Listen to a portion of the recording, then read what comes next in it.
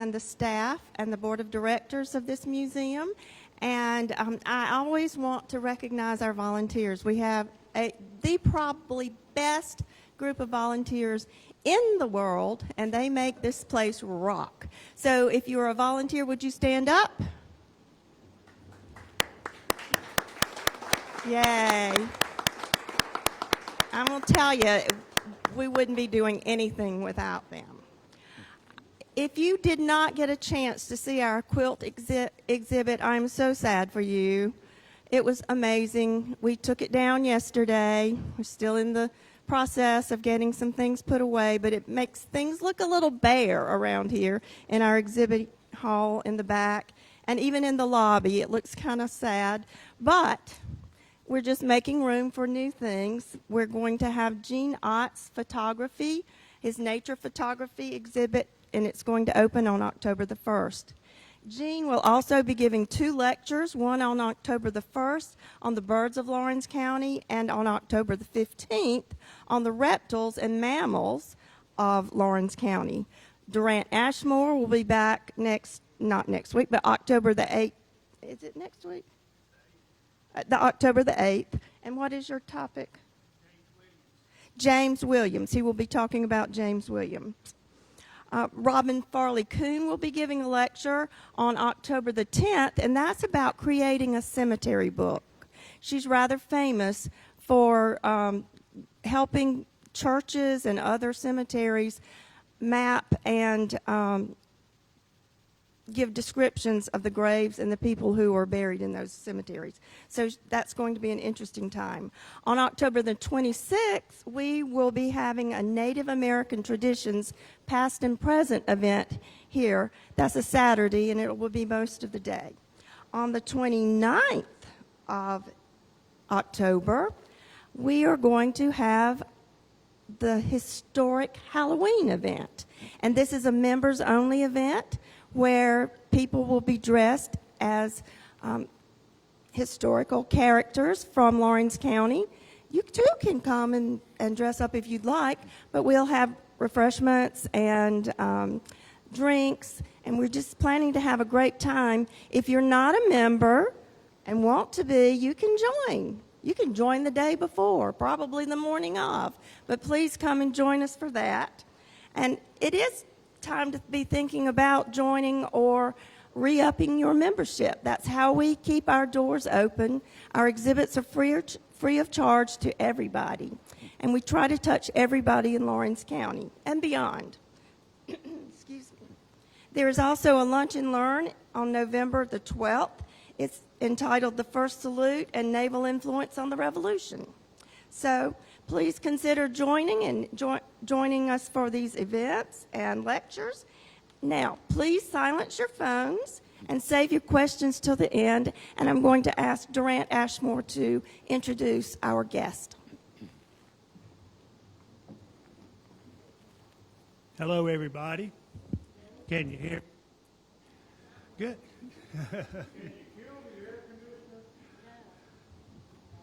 We have a request to kill the air conditioner. Testing, testing.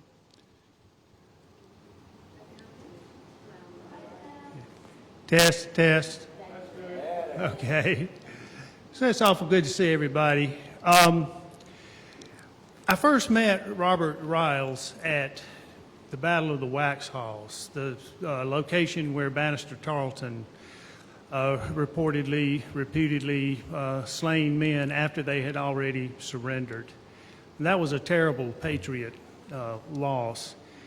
It was a terrible set of events that occurred there, and it's the type of setting that creates and generates a lot of emotion. And it's the kind of emotion that you feel when you want to talk to a minister or a preacher. And I was so glad that Robert was there to add the proper setting, the tone of that very moving setting. So I was glad to meet Robert there during that time. And Robert is a historian. He's been interested in history his entire life. and he's a living historian, and he's going to bring history to life here tonight as he discusses the life and times of Reverend William Martin. And at this point, I'll turn it over to Reverend Martin and let him give y'all a little sermon tonight. Bye.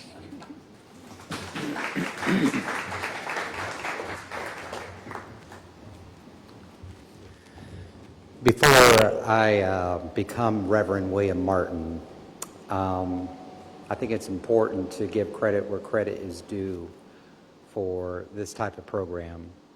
The inspiration for this program came from the late historian of York County, Michael Charles Scoggins, who wrote a great, terrific work about the Presbyterian rebellion, so to speak, in South Carolina during the American Revolution. The book is entitled The Great Awakening and Southern Backcountry Revolutionaries, and it's hard to get, but you can get it, guess where? In your public library. And it's a great study about the influence of the Great Awakening during the American Revolution. And chapter 5 is a specifically great section that focuses on the role of the Presbyterians, specifically during the Southern Campaign of 1780. So without further ado, the life of Reverend William Martin.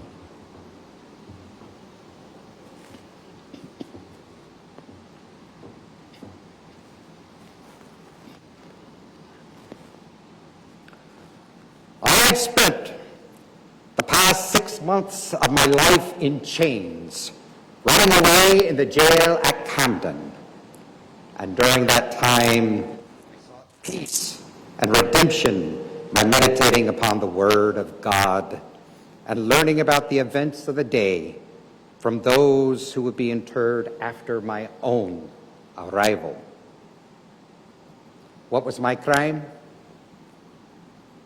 The British authorities had arrested and detained me in June of the year 1780 on the charges of committing acts of sedition and treason against the government of His Majesty, King George III. In December, I and the others who were detained there in Camden were marched to the township of Winnsboro. And it was there where His Lordship, Charles Earl Cornwallis, had made his winter encampment. And finally, the day of judgment had arrived. It was close to the noontime hour on a cold and dreary day in mid-January of 1781. Lieutenant Minor Wynne and I were kneeling in prayer behind a woodpile. Minor was the son of Colonel John Wynne, a man of great prominence from the Fairfield district. Both father and son were ardent patriot Whigs and leaders of distinction. They had taken up arms against the British invaders and their loyalist allies when all seemed lost. All told, there were about 70 or so men waiting for their sentence. Their crimes?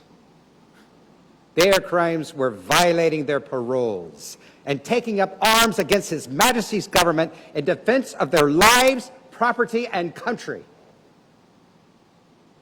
We were all awaiting the start of the court-martial that would most assuredly be a death sentence for us all. And then finally, the time of judgment had arrived. My prayer with Minor was interrupted by a soldier's footsteps. He appeared before me, and he looked down upon me with a scowl on his face. He bent over, grabbed my right arm, and suddenly I was jerked up from the cold ground, and I suppressed the instinct of wanting to strike him. It would do no good. Though I was an old man with gray locks, I was still a man of the cloth. And yet, I was considered the enemy. The other men received the same rough treatment as I. We were assembled and then marched as a column from our detainment area in the direction of his lordship's command tent. And along the way, I saw the gallows on the far side of the camp. And I thought to myself,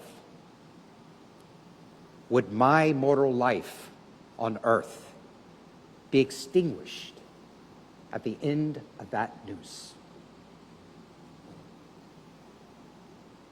We turned toward the general's tent and entered. I was the first to be presented before his lordship, the first to be sentenced. Would I be among the first to die as well? My friends, I am Reverend William Martin, a child of Ulster, a devout Presbyterian covenanter, an immigrant to South Carolina, and a devoted patriot in the war for American independence. This is my story. I was born the eldest son of David Martin on the 16th of May in the year of our Lord, 1729. I was born in County Antrim, one of the counties of Ulster, what you call in your time Northern Ireland. I pursued the vocation of the ministry to serve my fellow man and our people, the Ulster Scots. I studied under Reverend John Macmillan and graduated from Glasgow University in the year 1753. And I am proud to say that I was the first among the Covenanters to be ordained in Ireland. And it was there in County Antrim, the land of my youth, where I spent the next 16 years of my life organizing Covenanter societies and growing our numbers. Now, I know that some of you are asking, what is a Covenanter? Well, I could go into a long diatribe about the history of my ancestors, of the Covenanter tradition. But I have many other details to cover tonight, so I will be brief. The Covenanters were a proud sect of the Presbyterian faith who swore an oath to uphold the tenets and ideals of the Solemn League and Covenant of 1643. This covenant that I refer to was an agreement made during the English Civil Wars when the power of the monarchy was weak. The covenant recognized and affirmed that the Presbyterian faith, that is, the Church of Scotland, was the official religion of the Kingdom of Scotland.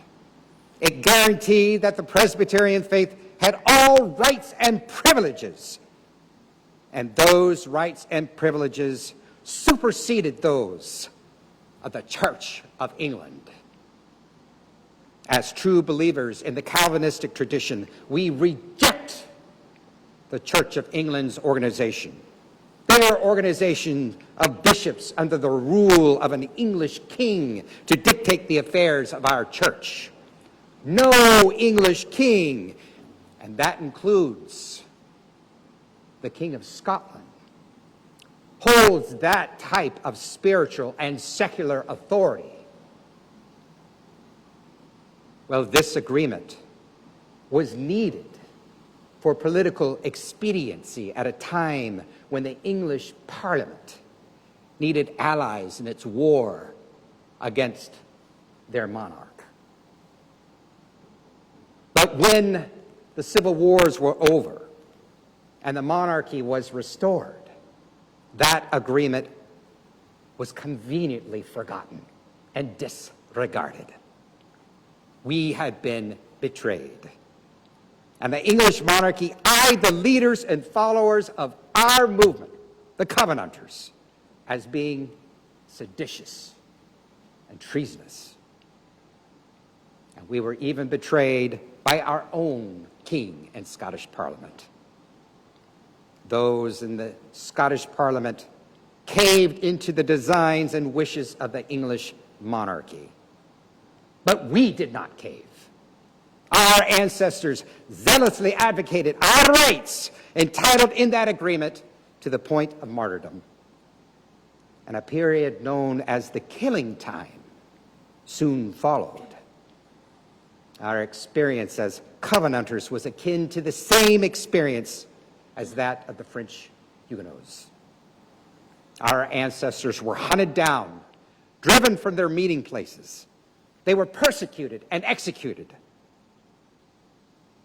And despite our dwindling numbers, we persisted and survived. And many of my covenanting fathers, my ancestors, fled from Scotland to Northern Ireland, County Ulster, with the hope that they would renew their lives free from such persecution and to provide their descendants with a better life. But my ancestors never forgot those persecutions. And our history was passed down to future generations. But the situation in Ireland also became one of persecution. This time, it was economics. Greedy British landlords, especially Lord Donegal, who leased the tenant lands in Northern Ireland, began to charge exorbitant rates. This was especially true when the leases on those rents expired and had to be renewed. It was a situation that threatened the entire social order for all Presbyterians in Ulster. What had been hoped as a land of opportunity turned into a land of struggle and strife, of poverty and gloom. And it was obvious that the action needed to be taken, or the whole community of Ulster Scots would collapse. Many of our kinsmen and countrymen had left Ireland seeking refuge in the colonies of Pennsylvania, Maryland, Delaware, and South Carolina. And our congregation would do the same. In 1971, I received a call from the Catholic Presbyterian Meeting House in the colony of South Carolina. The founder of that congregation was a Presbyterian minister by the name of William Richardson. Richardson was head of his own congregation in the Waxhaw settlement nearby, and he was a man of great reputation and stock. And he had organized several churches throughout the Camden district, including Catholic. I should add here a special note, of course. Richardson's intent on naming the meeting house Catholic did not mean it was a Catholic church within a Catholic parish. Nay. By the term Catholic, he meant it was a meeting house that was open for meetings and services to all sects within the Presbyterian faith. This included receiving Covenanters, Seceders, Burghers, Anti-Burghers, and Associate Reformed, but no Catholics. The meeting house was located in Craven County, what you refer to in your time as Chester County. They were in need of a new pastor, and I accepted the call. I believed in all earnestness that the Almighty God was showing me that there was an opportunity for a new beginning for me, my family, and my church family. I preached a sermon to my entire congregation explaining our dire circumstances and urging my congregants to leave Ulster and start new lives, worshiping as we pleased, with the prospect of owning, not renting, our own land. The alternative, of course, was to continue to live in a beggarly state and fall into absolute poverty. In South Carolina, the acquisition of land was inexpensive, readily available, and quite generous.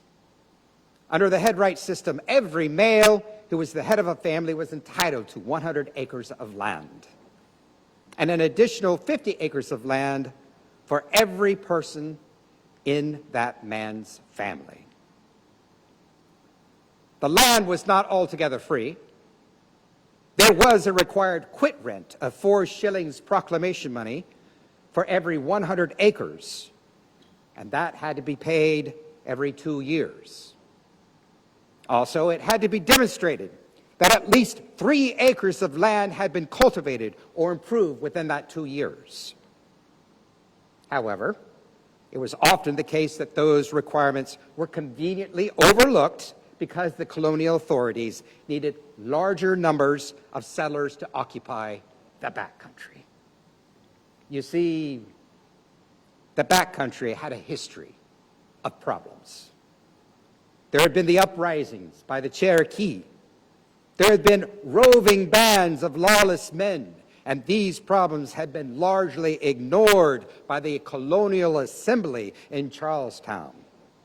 And it forced those in the backcountry to regulate their own affairs, to establish peace and order and civility.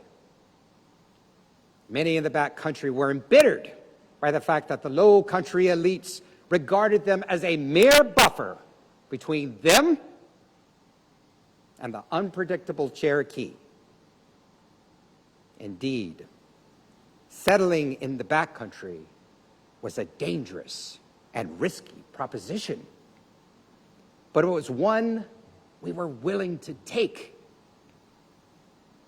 In '72, we pooled our resources, and I set about recruiting others to join us to help supplement the cost of the voyage. I also worked with land agents in Ireland to apply for these land grants. And that fall, in '72, we commissioned 5 ships: the Lord Dunluce, the Hopewell, the Pennsylvania Farmer, the Freemason, and the James and Mary. And we sailed from Northern Ireland to our new home in South Carolina. By my estimates, there were 468 families, over 1,000 souls who were members of our entourage. It included men who would fight just 3 years later as Whigs during the war. And then there were some, like Alexander Chesney, who would remain loyal to the king. And though Chesney made the voyage with us from Ireland to South Carolina, I understand that he would return to Ireland later. The voyage was treacherous. It was plagued by foul weather that delayed our advance across the Atlantic. There was also an outbreak of smallpox that claimed the lives of 5 children. But by divine providence, we all arrived at Charlestown by the end of the year. And for a short time, we were placed in quarantine to prevent the spread of this deadly and obnoxious disease, smallpox. After those delays, we were issued land grants in January of '73, and we soon realized that we would not all be settled together in the same area. Most of us held land grants in either the Camden or the 96 districts. Many in the 96 district held land in what you call in your present time Lawrence, Abbeville, Newberry, and Spartanburg counties. And many in the Camden district held land in what you call in your present time Chester, Fairfield, Lancaster, Kershaw, and York counties.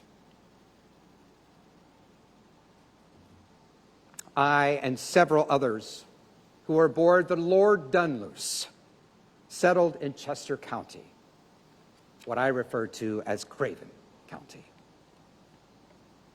And it was here in this new world, our new home, that my wife, Jeanette, daughter Nancy, and I settled. And we settled in the Rocky Creek neighborhood in close proximity to Catholic Presbyterian. And what was wonderful about this new home is that we were as far away as possible from the yoke of greedy British landlords and the authority of the Church of England. Unfortunately, we were not alone. Some families with Ulster roots had settled in the area as early as the 1750s. And then there were some families who had migrated down from Pennsylvania and Maryland and Virginia along the Great Wagon Road to escape the Indian troubles during that calamitous time known as the French and Indian War. And of course, among those were some Covenanters who had migrated from Virginia with Reverend Alexander Craighead of Mecklenburg County in North Carolina. So we were the new arrivals in a strange land. We were the invaders of the neighborhoods, and yet we were blessed to have received their assistance. It was of great comfort knowing that members of my congregation lived in the same neighborhood. Thomas McDill and David Question, who had served as elders in my congregation from Ireland, lived in the Rocky Creek neighborhood, and they assisted me in the first communion I performed at Catholic. During that time, before the war, I served as a supply pastor to the congregation at Jackson's Creek Meeting House in the Fairfield district. And I also served as a supply pastor in the 96th district to the Long Cane Meeting House in your present-day Abbeville County. And in '74, on the eve of the Revolution, the Covenanters in Craven County banded together with the decision to split from Catholic and establish our own Covenanter church. Adam Edgar, one of the earliest settlers in the county, ceded a portion of his land for that purpose. It was located on a dividing ridge between the Great and Little Rocky Creeks. Hence, the name of our first Covenanter meeting house was Edgar's Meeting House. Though our entourage and members of my congregation had been scattered to the four winds, we were beginning to grow in our newly adopted home.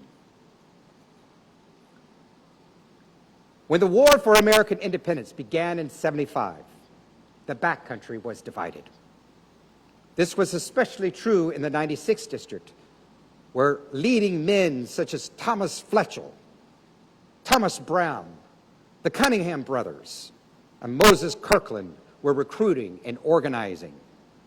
These were the leaders who held bitter feelings of distrust toward those low country elites in Charlestown.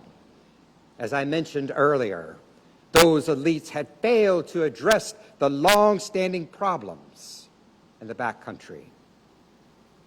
And these backcountry leaders had now grown accustomed to regulating their own matters and affairs.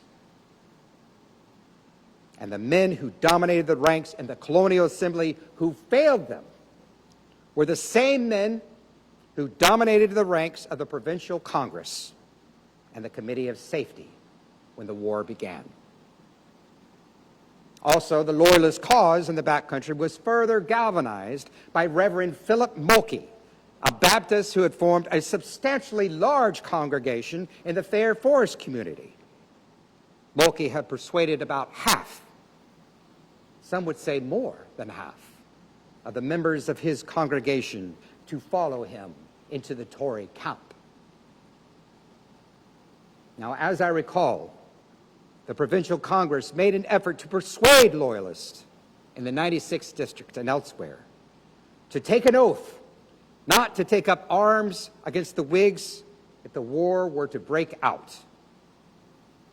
William Drayton, a prominent Whig in the Provincial Congress in Charlestown, Reverend William Tennant, a Presbyterian minister of Charlestown, and Reverend Oliver Hart, a Baptist minister in Charlestown, were commissioned for a special expedition to the backcountry for this express purpose.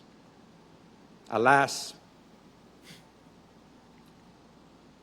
their efforts were only partially successful. Reverend Tennant had success in the new acquisition district, and he was also quite persuasive at Jackson's Creek Meeting House. It was there that he preached to a large congregation, where he harangued people for an hour on the state of our country. And they pledged support to the Congress. Unfortunately, Reverend Hart's efforts to do the same at the Baptist congregation in Fair Forest wasn't as successful. Undoubtedly, this was due to Mulkey's influence. Despite their best efforts, war in the backcountry was inevitable. And as I understand it, the Cunningham brothers, in the fall of '75, had captured a Patriot supply train of powder and lead in the 96th District. This provision of war material had been designated for use by the Cherokee as part of an agreed-upon peace concession. The Loyalists had made their choice to defy the Provincial Congress. In response, the Whigs in Charlestown called on their military leaders in the backcountry to organize and suppress this threat. And by November, a sizable force had been assembled under the command of Colonel Richard Richardson. And in December, Richardson's force captured a large number of Loyalists, including the corpulent Thomas Fletchel. That was an engagement known as the Snowy Campaigns, also known as the Snow Campaign. For a short time, it seemed the problem with the Loyalists had been resolved. Now, earlier I mentioned that there were over 1,000 souls in my entourage. The impending war would force men to choose a side. Many became ardent Whigs and were involved in the fight, the struggle for independence from the beginning. This included the Payton brothers, Alexander and Samuel, from the Upper Spartan District, what you call Spartanburg County. They both enlisted in the Spartan Regiment and fought during the Snow Campaign. Other men from the Camden District formed part of the same entourage. There was Thomas Boggs, John Brown, John Craig, James Hood, John Kirkpatrick, and Henry Ray. All of these men came with me from Ireland. And they were on that same expedition, the Snow Campaign. These men and others also served in future engagements that would follow.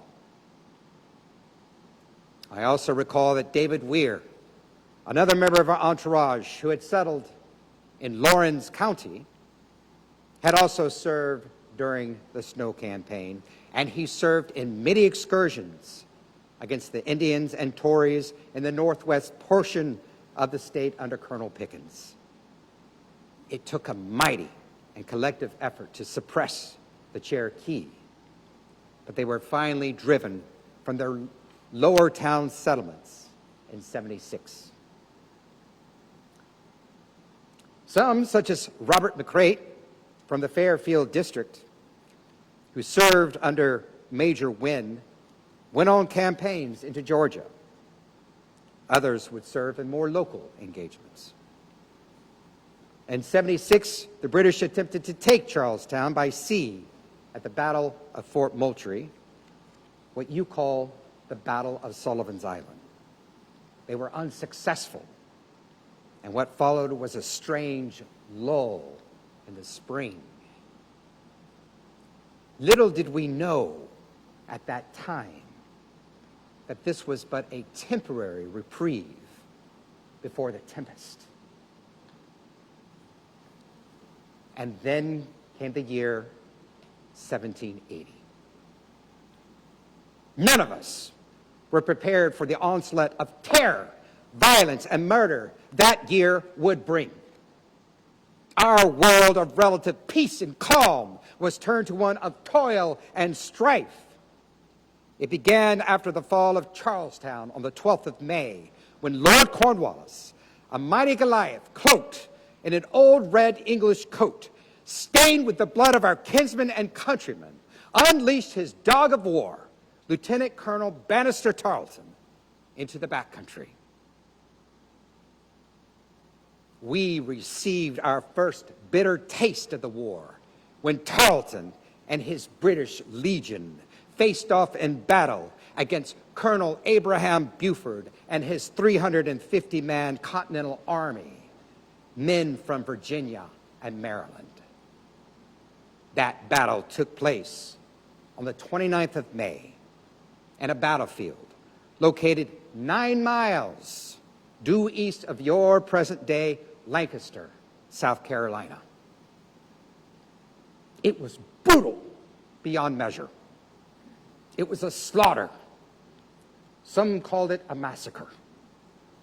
There were reports of men crying out for mercy and quarter as they surrendered, only to receive the business end of a bayonet.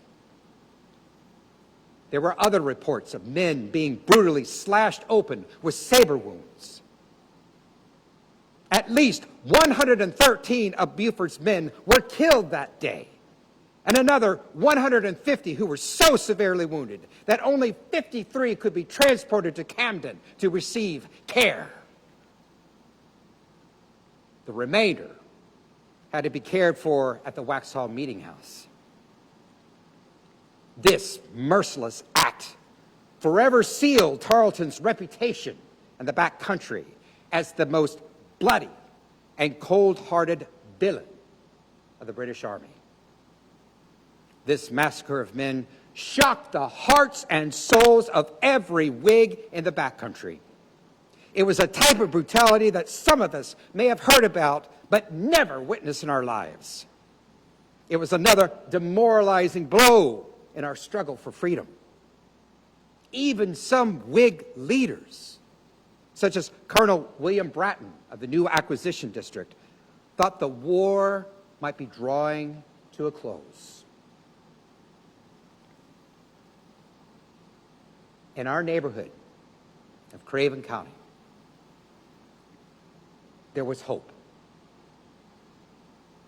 Captain John McClure and his men, who had just returned from the Low Country, made a vow and a united declaration, similar to the one that we made and our ancestors had made to the Solemn League and Covenant. That declaration was that they would never submit or surrender to our enemies. And on the 7th of June, he and his company attacked a band of Tories at Alexander's Oldfields, not far to the south. And 2 days later, men under the command of Colonel Wynne, John McClure, and William Martin attacked another force of Tories assembled at Mobley's Meeting House in the Fairfield district. Now, during this time, the British were issuing proclamations promising peace, protection, and clemency to those who would lay down their arms and take up the oath of loyalty to the king. What we witnessed was not British protection. It was British brutality. The most ardent Whigs knew these were false promises and that this was a mere ruse designed to deceive us. Once these so-called British protections were taken, the British and their loyalist allies robbed and plundered people at every turn. Those who took British protection soon learned that their horses, cows, sheep, clothing, and everything else would be taken from them until they were stripped bare naked. And those who defied the British would suffer punitive consequences. One of the first was Reverend John Simpson, a Presbyterian of the Fishing Creek congregation. Reverend Simpson had rallied several men in his congregation and men from the Bethesda congregation in the new acquisition district. Simpson himself had enlisted in the Fishing Creek militia and was present at Alexander's Oldfields. The British and Loyalists responded by burning and plundering his home, his meeting house, and his library. But this was not an aberration of British policy. They had done the same in '79, reducing the Sheldon Church, which, by the way, was an Anglican church in the Low Country. They reduced it to smoldering ash and ruin. And let's not forget Major James Weems, who characterized our holy houses of worship as sedition shops. Weems, perhaps the second most despised British officer in South Carolina, ordered the burning of the meeting house at Indiantown in the Williamsburg district. It was akin to a plague of locusts, destroying the country as it was in the time of Moses. And to make matters worse, the British had established fortified outposts at 96, Camden, Rocky Mount, and Hanging Rock. Rocky Mount was in the closest proximity to my congregation. The outpost was commanded by Lieutenant Colonel George Turnbull, and under his command was a group of loyalists and provincials recruited into the British Army. The provincials were from New York, and some of these troops were cavalrymen who served under Tarleton. And one of them was a wicked and blasphemous devil by the name of Christian Huck. Mind you, he was Christian by name only, for there was nothing Christian in this man's heart, thoughts, and deeds. He once declared that he would defeat us, even if we were as thick as trees, and with Christ commanding him. His men were just as obnoxious, and they were murderers. They were responsible for the burning of Colonel William Hill's ironworks in the new acquisition district. They terrorized Martha Bratton with a violent death by reaping hook. And they were responsible for the murder of William Strong, a boy of 17 in the Fishing Creek community who committed no crime, other than reading his Bible on the Sabbath day. I, too, would suffer under their duress. And I will never forget those events. Those are the days that have been etched in my memory for all eternity. It began on Sunday, the 11th of June. The horror and loss of life at Beaufort's massacre had angered some, immobilized the action of others, and threatened to lead some to seek offers of British protection. And I resolved to take a firm position and to persuade members of my congregation to take action. And on this particular day, the whole neighborhood seemed to have turned out at the meeting house. From the distance, I approached on my horse. As I drew closer, I noted that every face wore an expression of anxiety. I remember seeing groups of men gather together under shade trees in every direction. Some were talking in loud and earnest tones. Some were encouraging their friends to listen. Some were pale with alarm. And there were those who were possessed with anger and stomping the ground as they spoke. The hour of 11 o'clock was close at hand. As I drew closer, the chorus of voices reached my ears. And then I realized that the congregation that was gathered there was so large that the service had to be conducted outside of the meeting house in the open air. I dismounted from my horse and walked slowly towards the hitching post. The crowd parted like the waters of the Red Sea. I took the reins and tied them to the post. And by then, the voices had ceased. Members of my congregation and other strange faces in the crowd began to seat themselves on the logs that were used as makeshift pews. And I stood before the assembled mass of people. Those who had been most noisy probably expected a good public rebuke from me for desecrating the Sabbath. I was never known to fail to do so when members violated this solemn occasion. But this was not a day for that sentiment. It was a day for inspiring and for uniting.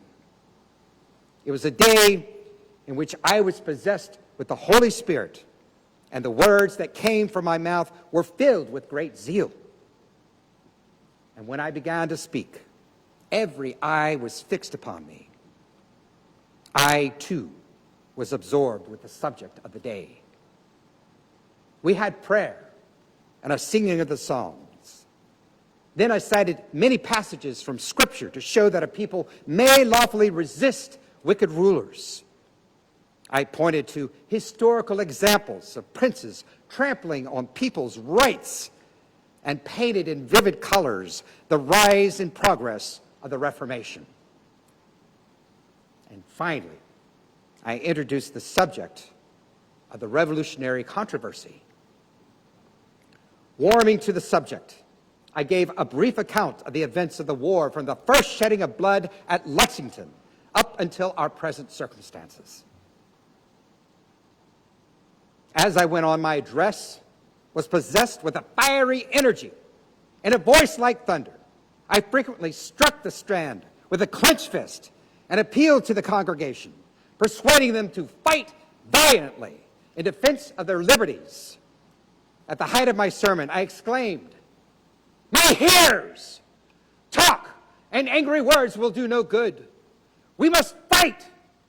Sorely have our countrymen been dealt with, till forced to the declaration of their independence and the pledge of their lives and most sacred honor to support it. Our forefathers in Scotland swore an oath to uphold and defend the Presbyterian Church. It is now our turn, brethren, to do the same, to maintain this fight at all hazards. Go see the tender mercies of Great Britain at the Waxhaw Meeting House. In that church, you may find men, though still alive, hacked out of the very semblance of humanity. Some men deprived of their arms, mutilated trunks, some with one arm or leg, and some with both legs cut off. Is not this cruelty a parallel to the history of our own Scottish forefathers who were driven from their meeting places and hunted down like wild beasts? By the end of the sermon, the whole assembly of people responded.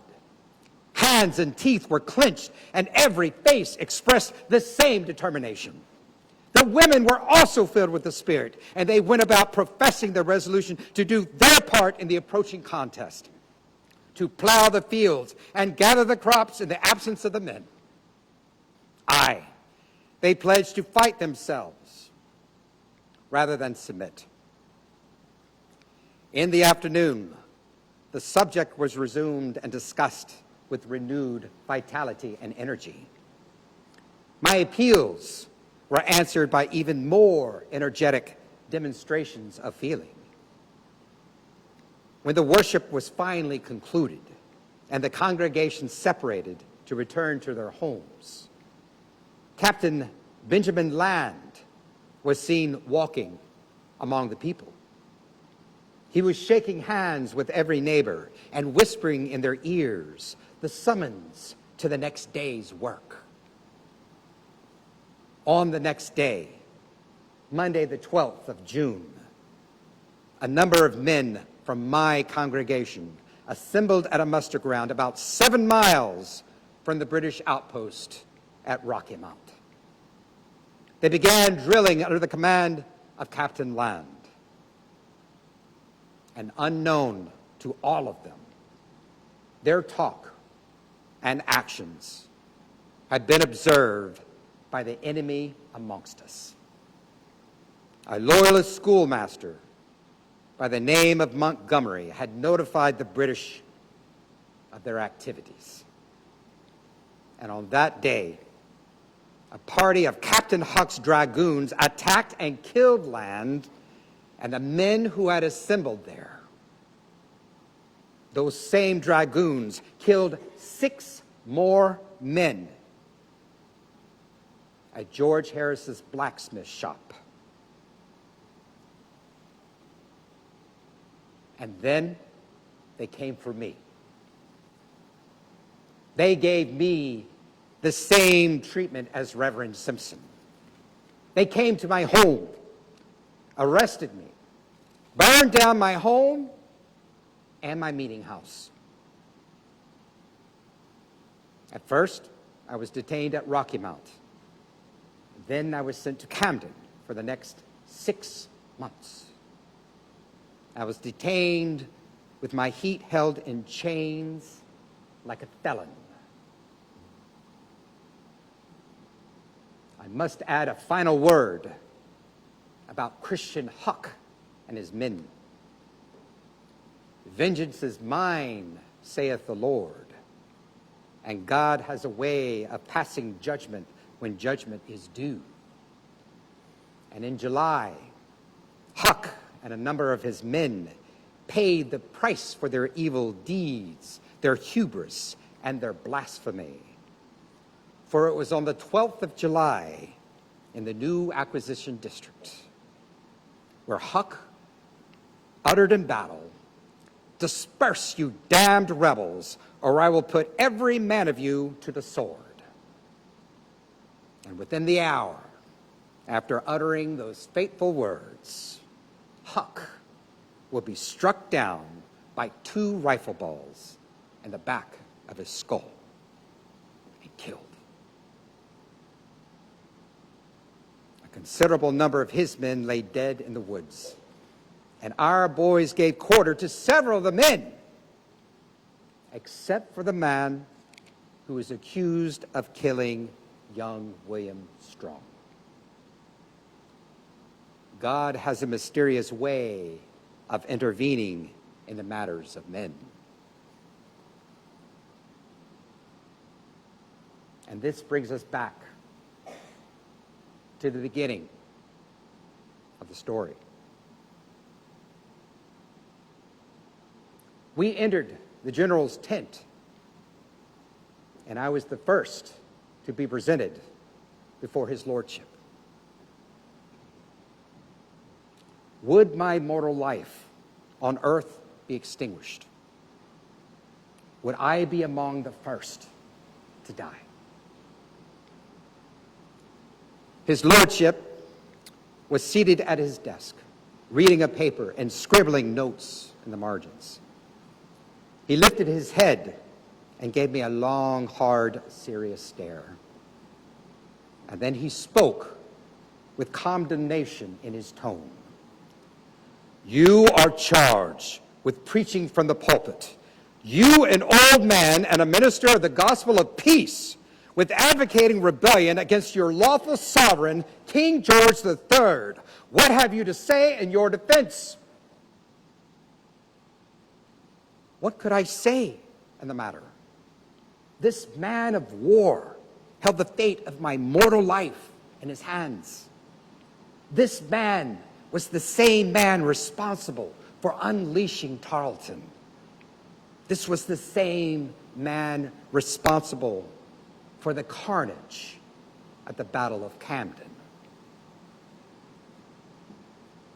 Granted, I was fully aware of the gravity of the situation, but I still believed it was imperative in my final hour to convey the truth of my sentiments. Both my faith and the integrity of my convictions were tested in the moment. And then I was overwhelmed with the clarity of mind that I can only attribute to divine intervention. And I replied, Your Lordship, I am happy to appear before you. For these past 6 months, I have been held in chains for preaching what I believe to be the truth. As to King George, I owe him nothing but goodwill. I am not unacquainted with his private character. I was raised in Scotland, educated in its literary and theological schools, was settled in Ireland where I spent the prime of my days, and immigrated to this country 7 years ago. As a king, he was bound to protect his subjects in the enjoyment of their rights. Protection and allegiance go together, and where the one fails, the other cannot be exacted. The Declaration of Independence is but a reiteration of what our covenanting fathers have always maintained.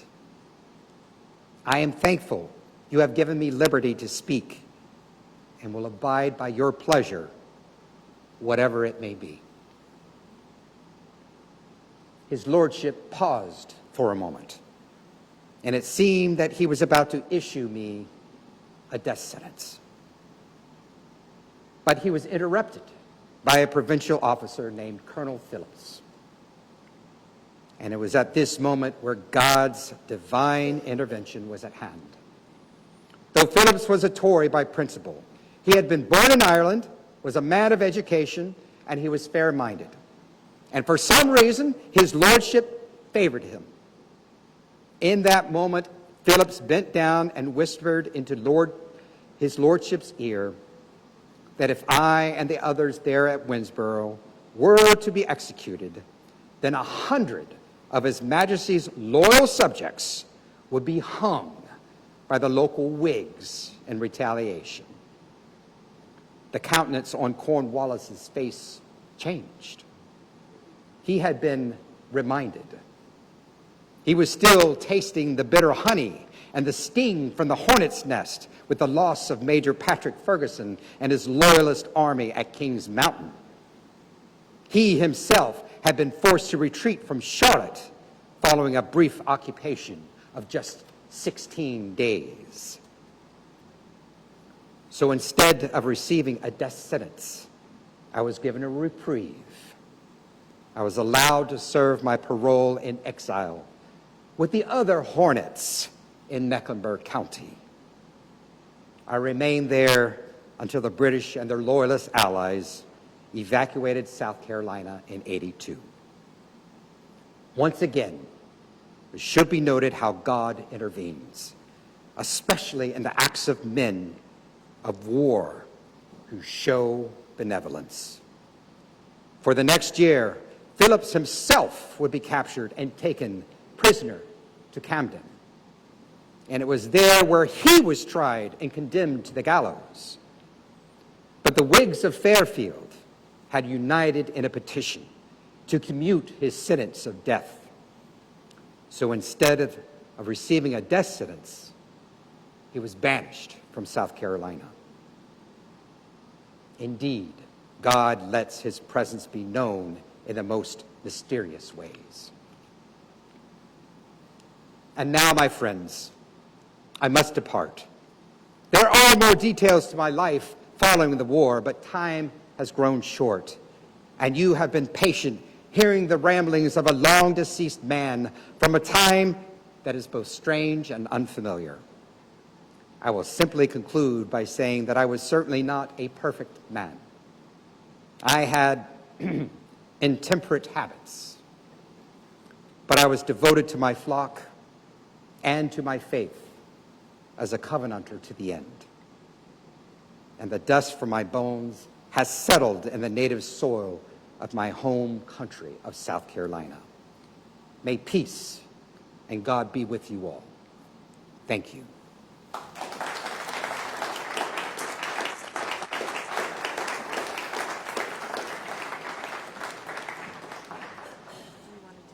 Sure, I'll take some questions. He just left, so it's just me. So if you don't mind, if you have a question, raise your hand and I'll bring the mic to you. That way people who are watching on Facebook Live can hear it.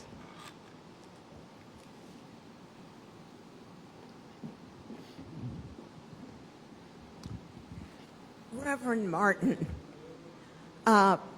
we recently took a trip to Brochet, Ireland, where the Paydens were from, in County Antrim. We had been there 10 years before. No Paydens were left. Was it a usual thing for the whole community just to leave with you on those 5 ships? In some cases, yes. That was certainly not a universal. This is Robert talking, not Reverend Martin. In some cases, yes, where you would have towns that would be nearly evacuated. But that was not always the case. Now, in the case of Martin's entourage, it was families from his congregation, but also members outside of his congregation. He had submitted advertisements throughout Belfast to recruit people outside of his congregation to join them in their transatlantic voyage to South Carolina. Okay.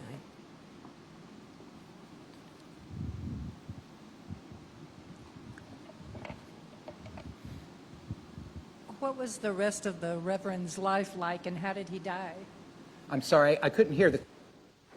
What was the rest of the Reverend's life like, and how did he die? Well, it was kind of sad. Towards the very end there, or at the very end there, I mentioned that he had intemperate habits. And sadly, from his own congregation for drinking. Yes. And that actually happened on 2 separate occasions. But he continued to preach anyway. And he had his devoted followers who would follow him to the end of the world, without a doubt. Now, how he died, he died after a fall from a horse. I believe it was 1806.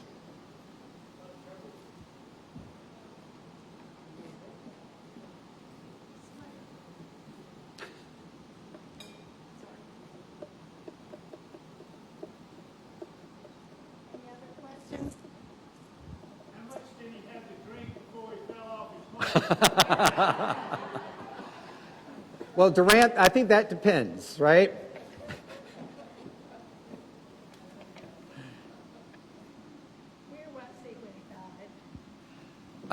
He was near his home in, well,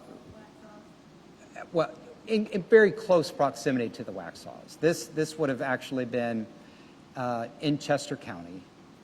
And you can actually go to, and really we're really probably not supposed to disclose the exact location, but you can actually go, if you know where it is, you can actually go and visit his grave.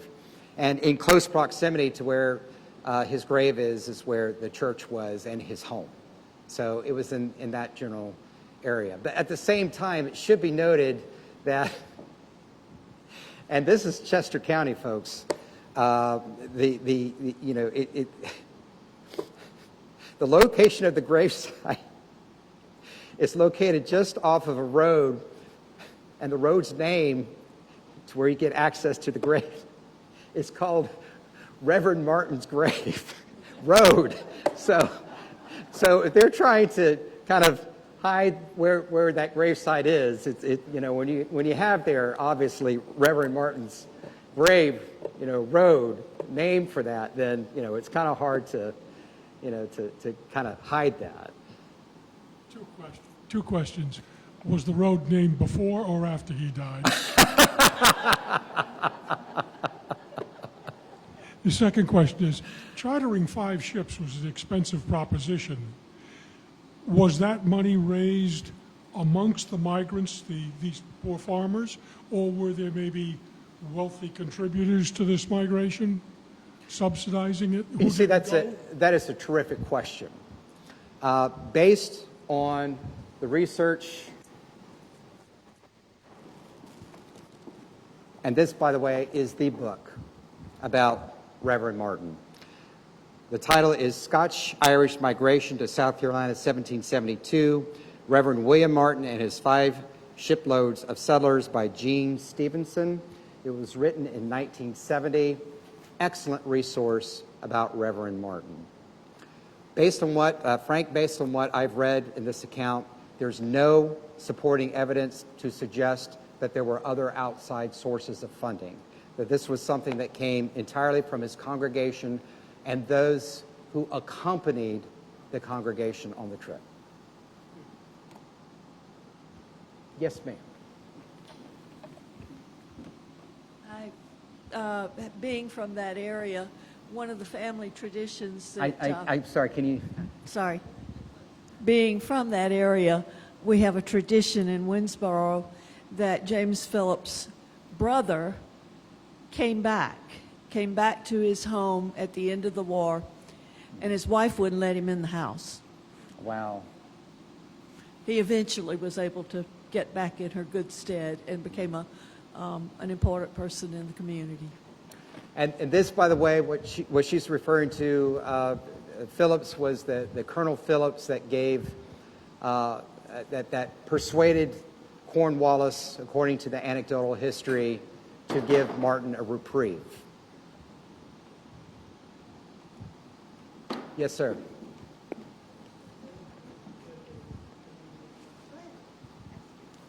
Is there a list of the people that came over on those ships?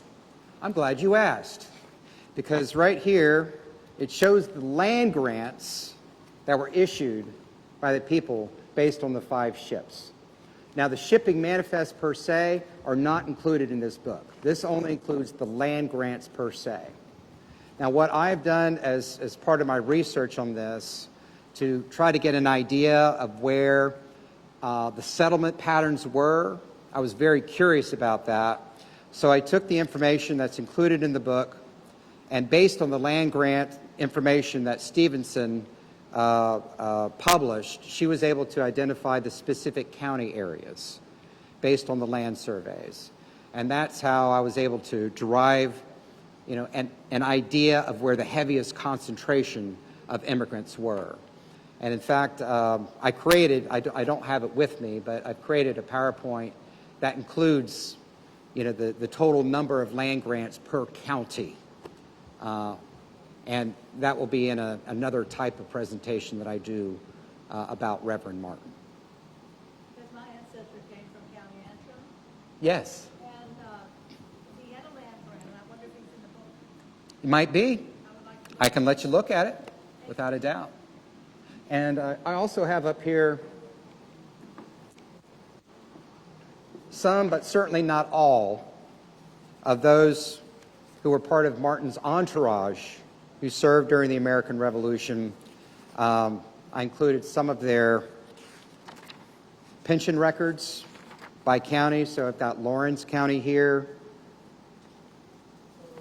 Spartanburg County here, Newberry County, and Abbeville. Those are the ones that I am very, very confident were part of that group that had immigrated from Northern Ireland. I have relatives whose last name is Templeton, and they came from Antrim, Ireland, here to Lawrence, well, they came into Charleston, and they settled here in Lawrence County and actually gave some of the land that Rocky Springs Presbyterian Church is built on. So I'm wondering if the Templeton name shows up in there. Templetons and Taylors, they were, they came together. So. I wish that I had my computer with me. I could do a quick find, and I could tell you right that. But right now, Yeah, I just didn't know. yeah. In that Lawrence County, then you just held up. If I could look at that. You can. This is just a small sampling. You know, I'm very confident that there are many more pension records. In fact, these are the ones that are much more detailed accounts. Based on what I was able to find online, you know, the pension records were, you know, this guy served X number of months in the service. But these provide, you know, really good, thorough, kind of sink your teeth into those kind of accounts. So, yeah, I'll let you look at these. Sure. I got a question back here with the microphone. Yes, sir. Is it still on? And it follows up with a question a couple of questions ago, and you almost answered it because it has to do with the land grants. And so did they have the land grants in their possession before they left Ireland, or did that occur here? Or at what part of the journey did they get their hands on those? When they got to Charleston. Well, wait a minute. What if they went to Pennsylvania first? Pardon? I mean, didn't some of them go to Pennsylvania first? Okay, for this entourage, for Martin's entourage, they all went to South Carolina. I got you. Okay. But there were others, you know, those who had arrived, you know, you had immigrants that were coming into Pennsylvania, Delaware, Maryland, all over. Exiting en masse from Ulster. This is just kind of like a microcosm example, and that's what I also love about this story, is that it serves as a great microcosm, an example of the experiences of these people when they came here, our ancestors. Sorry. Building off that, Martin's group of 5 ships, this was not an isolated incident. There were several others, weren't there? What was the magnitude? How many other groups like that do you think? 10, 15, 100? How common was a group like that? I know that there have been, you know, studies that have been done on that. That's outside of the realm of what I've been studying, so I cannot give you an honest answer on that. But historians and scholars have studied the immigration patterns. And yeah, there were ships that were coming in all the time. You know, they were coming into Philadelphia, they were coming into Charleston, they were coming into Wilmington, they were coming into Baltimore. And fortunately, we have some good records on that. Good records. So did the ships go back and bring more people over to St. Yeah, they would, you know, and that's the other thing that's fascinating about